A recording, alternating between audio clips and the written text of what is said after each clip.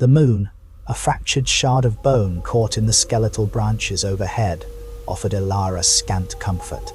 Each gasping breath tore at her lungs, a raw counterpoint to the frantic thudding of her heart. Twisted roots, like grasping skeletal fingers, snagged at her boots, threatening to send her sprawling onto the damp earth. The air, thick with the cloying scent of pine and something else. Something ancient and cold clawed at her throat. Behind her, the sounds were unmistakable. A rustling that wasn't the wind, a dragging scrape that wasn't a fallen branch, and a low, guttural moan that seemed to emanate from the very soil. Elara didn't dare look back. The image of Ben's lifeless eyes, wide with a terror that still echoed in her own soul, was enough to fuel her desperate flight. The trees were a suffocating maze, their dark forms blurring together in the moon's pale light. Every shadow seemed to writhe, every snap of a twig underfoot amplified into a monstrous footstep behind her. She stumbled, her hand scraping against the rough bark of an ancient oak, the pain a distant flicker compared to the icy tendrils of fear that gripped her. She risked a glance over her shoulder, just for a fraction of a second. A fleeting glimpse of something tall and gaunt, its form indistinct in the dappled moonlight, yet undeniably wrong.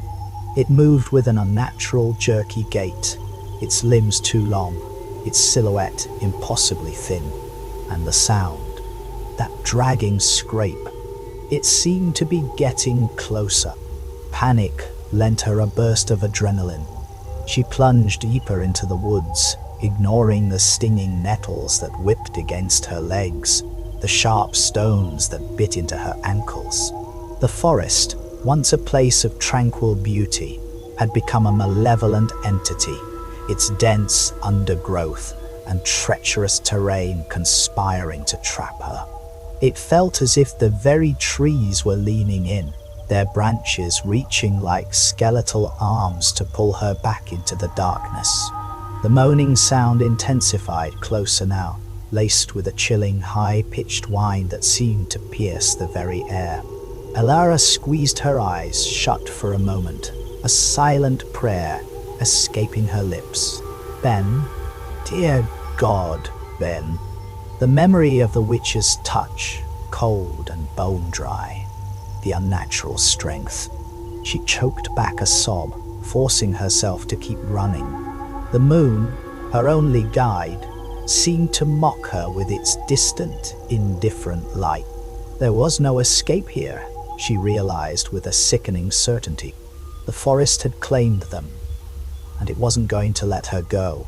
The ancient evil they had unwittingly awakened was relentless, and the woods themselves were its hunting ground. The battered Land Rover rumbled down the narrow, winding lane, its tires crunching on loose gravel.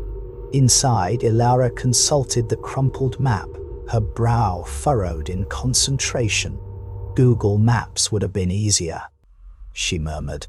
Ben, ever the optimist, leaned back in his seat, a contented sigh escaping his lips. Smell that air, my love. Proper country. No more city smog for a whole week. He grinned, his eyes sparkling with the anticipation of their camping trip. Elara finally located the small hand-drawn marker on the map. I think, yes, that should be the turn-off just ahead, marked as Blackwood Camp. The lane opened into a small grassy clearing, bordered by the imposing wall of the ancient woodland. Towering trees, their branches interwoven like gnarled fingers, cast long, cool shadows even in the late morning sun. The air was indeed different here, clean, crisp, and carrying the earthy scent of damp soil and decaying leaves. They set up their small tent in a relatively open spot, the silence of the woods broken only by the chirping of unseen birds and the rustling of leaves in the gentle breeze. Ben, ever the practical one, busied himself with a campfire, while Elara unpacked their supplies, a sense of peaceful anticipation settling over her. "Fancy a bit of an explore after lunch?" Ben asked, striking a match to the kindling. "Stretch our legs and see what Blackwood has to offer." Elara smiled. "Sounds perfect, but let's stick to the marked trails for today, yeah? This place looks vast." The woods were undeniably beautiful, a tapestry of deep greens and browns, sunlight filtering through the canopy in dappled patterns. They followed a well-worn path for a few hours, enjoying the tranquility and the feeling of being immersed in nature.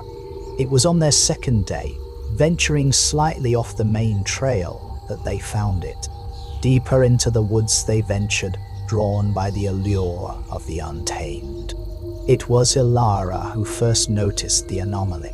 A colossal, dead tree stood apart from the surrounding life, its bark gnarled and blackened, its branches skeletal against the sky.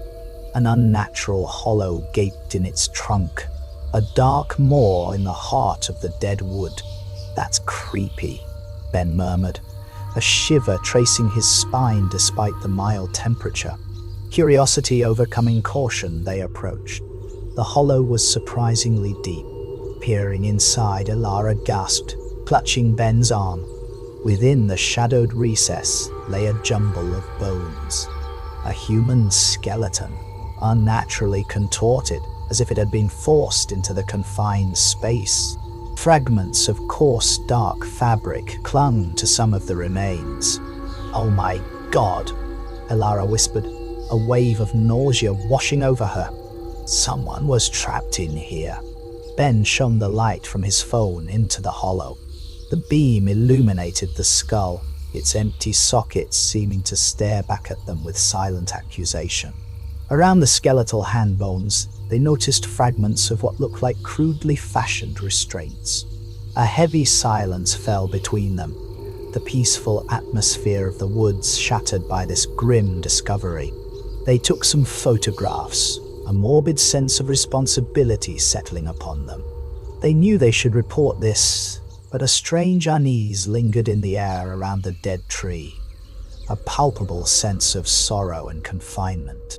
That evening, after a quiet dinner by the campfire, they decided to walk to the nearest village, hoping to find a pub where they could ask about reporting their discovery.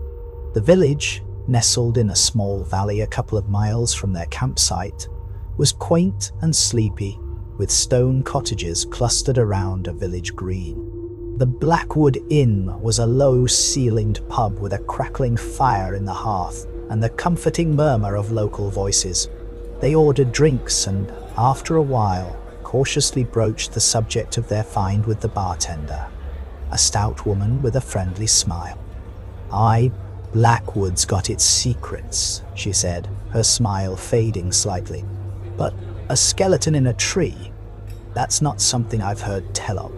An old man sitting by the fire, his face a roadmap of wrinkles, his eyes cloudy but sharp, overheard their conversation. He nursed a pint of ale, his gaze fixed on the flames. "A skeleton in a tree, you say?" His voice was raspy, like dry leaves rustling in the wind. Could be her. Ben and Elara exchanged curious glances. "Her?" Ben asked. The old man took a slow sip of his ale. "The Witch of Blackwood. They say she was imprisoned in a hollow tree centuries ago." He settled back, and a hush fell over the small corner of the pub as he began his tale. "She wasn't always wicked, you see. Elara her name was, same as yours, Miss. A healer, mostly. Knew her herbs. Knew her ways with the ailments of folk. Many a time she eased pain and mended broken bones in this very village." He paused, his gaze distant. But then came the whispers. A new parson, fresh from the city, full of fire and brimstone. Talk of witchcraft, of the devil's work. Fear took root in the village like a creeping vine. A witch-finder came, a cruel man with eyes like ice. He stirred up the fear. Pointed fingers.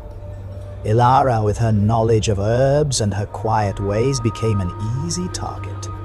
They accused her of dark magic, of consorting with evil. The old man's voice grew heavy with a sorrow that seemed to span generations. They didn't listen to those she had helped. They dragged her into the woods to an old dying oak. They hollowed out its trunk and forced her inside, bound her tight with iron chains and left her there to starve, to rot. Elara felt the chill despite the warmth of the fire. But why, if she helped people? Fear is a powerful thing, the old man sighed. And resentment confessed her. Some whispered she asked for payment that felt unusual. A lock of hair, a personal belonging.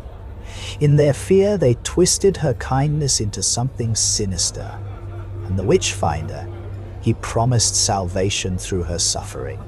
They say her spirit never left that tree, that the injustice, the pain of her imprisonment twisted her.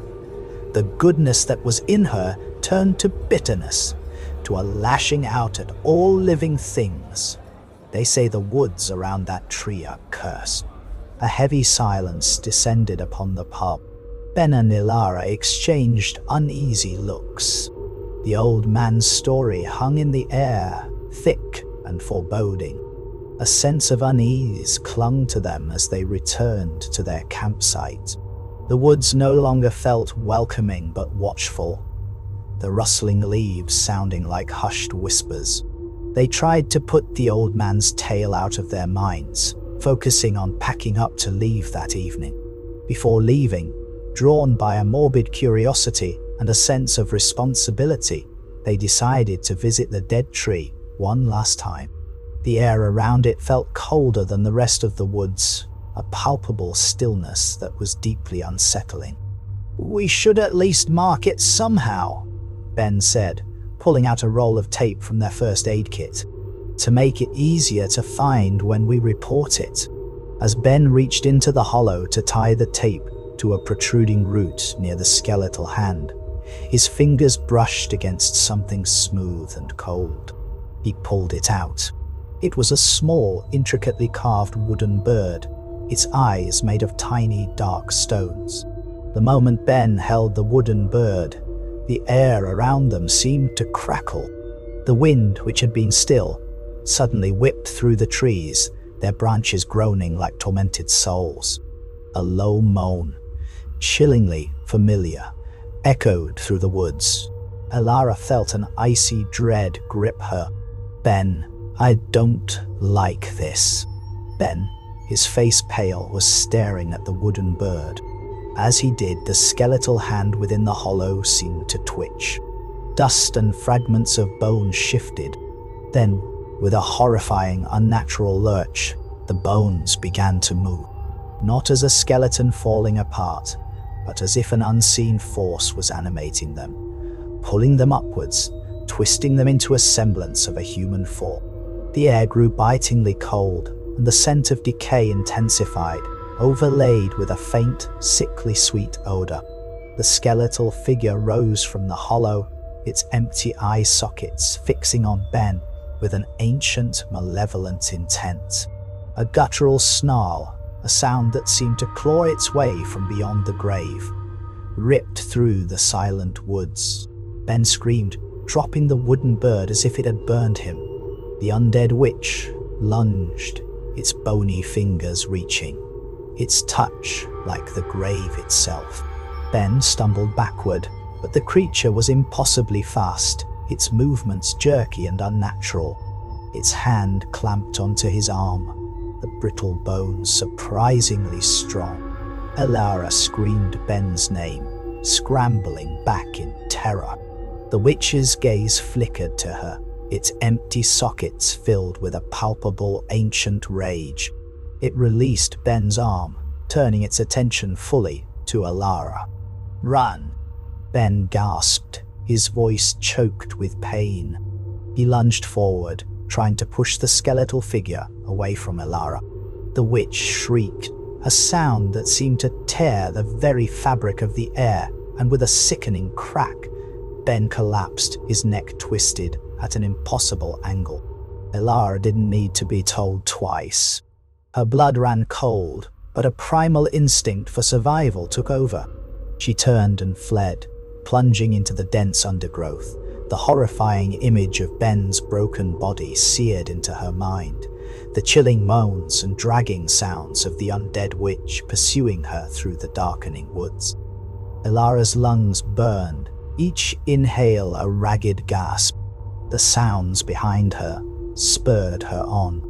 The unnatural dragging, the chilling moans, and now a new sound, a dry, clicking rattle like bones grinding together.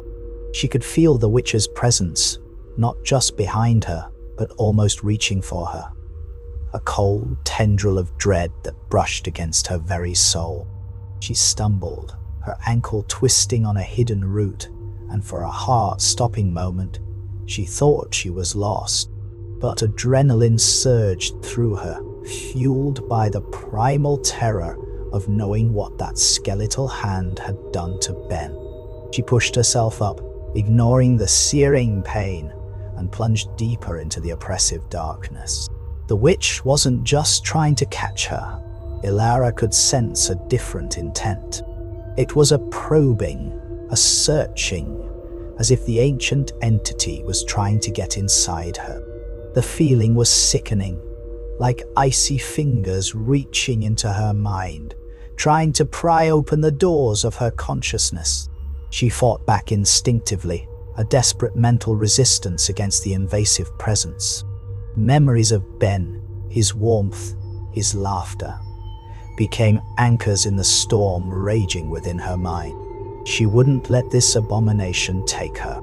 But the witch was relentless, its ancient will a powerful force. Elara felt her thoughts becoming clouded, her resolve wavering. The forest seemed to press in, the shadows whispering promises of release, of an end to the pain if she would just let go. Then, through the trees, she saw it. A flicker of light. Headlights. A road. Hope, fragile but insistent, flared within her chest. Ignoring the agonizing stabs in her ankle and the burn in her lungs, she veered towards the light, crashing through the final thicket of undergrowth and stumbling onto the narrow country lane. A car was approaching, its headlights cutting through the darkness. Gasping for breath, tears streaming down her face, Elara staggered into the middle of the road, waving her arms frantically. The car slowed, its brakes squealing, and finally came to a stop a few feet away. A man's voice, laced with concern, called out, "Good heavens! Are you all right, miss? You look like you've seen a ghost." Elara could barely speak, her body racked with sobs. "Help, please, the woods." The driver, a middle-aged man with a kind face etched with worry, got out of the car. "Easy now, just breathe. What happened?" He approached her cautiously, his eyes scanning her disheveled appearance and the dark tree line behind her. As the man drew closer, a subtle shift occurred within Elara. Her ragged breathing evened out, her tear-streaked face smoothed, a strange calmness settling over her features. Her eyes, though, held a new, unsettling depth, an ancient intelligence lurking beneath the surface. "My husband." Elara's voice was still shaky, but there was a new resonance to it, a hint of something old and cold. "He was hurt in the woods. I need to get help." The driver's concern deepened. "Hurt? Badly? We need to get you both to safety. Is he still in there?" He gestured towards the dark trees. A faint, almost imperceptible smile touched Elara's lips. "He can't move. But I need to get back to the city. There are people in the city." The driver frowned, confused. "The city? You're miles from anywhere here. Were you camping?" "Yes," Elara replied, her gaze now fixed on the driver with an unnerving intensity. "And now, I need you to take me away from this cursed place."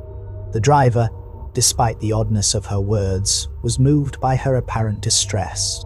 All right, let's get you in the car. You look like you're in shock."